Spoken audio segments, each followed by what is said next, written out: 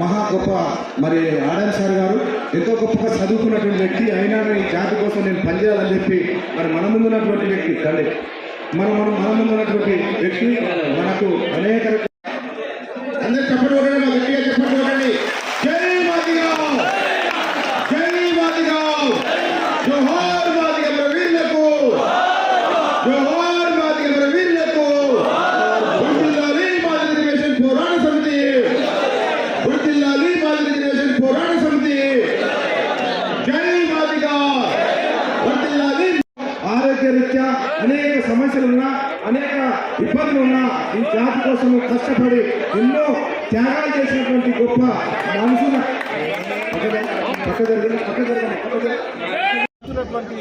వారందరినీ పవిత్ర పార్టీలో ఘనంగా సన్మానించుకోవడం జరిగింది.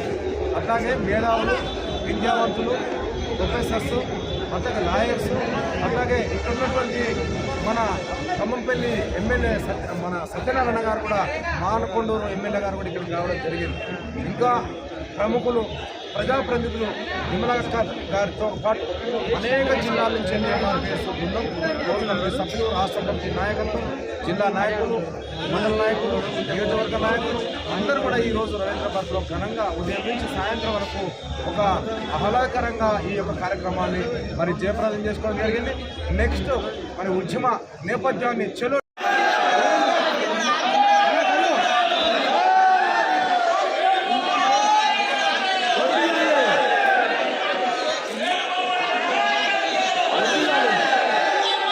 చేస్తున్నాం కదా, ప్రాణాలు పెంచాం కదా, కాంగ్రెస్ ప్రభుత్వం లేదా మన ప్రాణాలు పోయి. అందుకని తప్పనిసరిగా మీరు ఉండి చేయడానికి కోరుతూ ఉన్నా. అన్న ఇంకొకటి కోరుతూ ఉన్నా.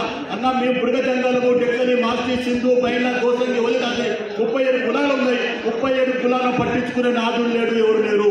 మరి ఆనాడు మరి మన చేవెళ్లలో గౌరవ ముఖ్యమంత్రి గారు మాదిగకు ప్రత్యేక ఫైనాన్స్ స్థాపన చేస్తా అన్నాడు. మాలకు మన ఎస్సీ ఉపకులాలకు ప్రత్యేక ఫైనాన్స్ స్థాపన చేస్తా అన్నాడు. మాలకు చేస్తా అన్నాడు. కానీ ఇంతవరకు మర్చిపోయారన్న.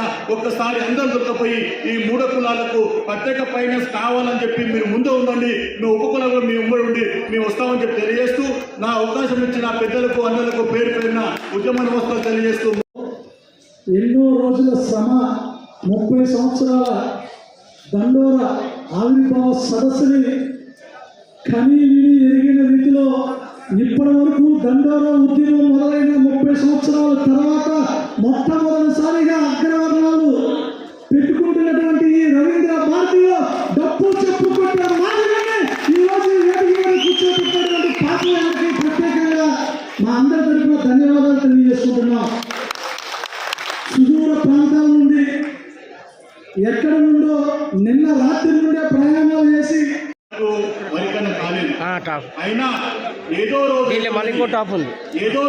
4 లక్షలు మాది అన్నలు ప్రతిరోజు, ప్రతి పూట, ప్రతిరోజు, ప్రతి నెల, ప్రతి సంవత్సరము ఏడ మీటింగ్ కావాలన్నా, ఢిల్లీలో కూర్చోవాలన్నా, ఇక్కడ కావాలన్నా వరికన్న కొరకు మరి పోరాడుతున్న నాయకులకు పేరు పేరున మళ్ళొకసారి ధన్యవాదాలు తెలియజేస్తున్నాను, తెలియజేస్తున్నాను.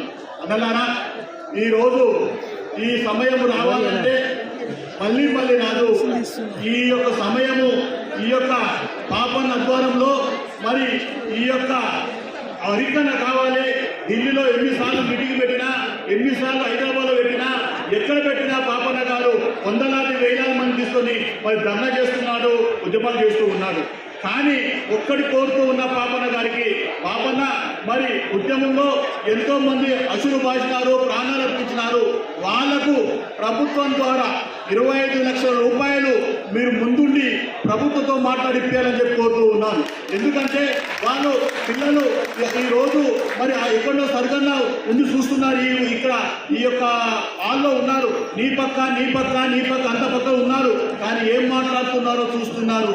అన్న ఆ రోజు చనిపోయిన వాళ్ళ ఉద్యమకారులు, వాళ్ళ పిల్లలు, అక్కలు, అన్నలు, తమ్ముళ్ళు, చెల్లెలు, భార్యలు ఎంత బాధపడుతున్నారో. కానీ ఉద్యమకారులు మరి ఈరోజు ఎంఆర్పిఎస్ వాళ్ళకి ఏం సహాయం చేసిందో చేయదో నాకు తెలియదు. ఇప్పటికైనా మీరు ముందుండి పాపన్న మీరు చేస్తారు, అందరికీ నమ్మకం ఉంది, మీ మీద నమ్మకం ఉంది కాబట్టి వేలాది మంది వచ్చారు. అందుకని తప్పనిసరిగా ఉద్యమకారులకు 25 లక్షల రూపాయలు మీరు ముందు ఇప్పించాలి. అదే కాకుండా అమరవీరులకు 250 గజాల ప్లాట్ ఇప్పించాలని చెప్పి కోరుతూ ఉన్నాను. దాంతోపాటు మన వాళ్ళు ఉద్యమాలు చేస్తూ ఉన్నారన్న సుమారు 30 సంవత్సరాలు చూస్తూ ఉన్నారు. వాళ్ళకు కూడా ఉద్యమకారులకు 250 గజాలు ఇప్పించాలని చెప్పి నేను మనవి చేస్తూ ఉన్నాను. ఎందుకంటే తెలంగాణలో ఉద్యమాలు చేసే వాళ్ళకు 250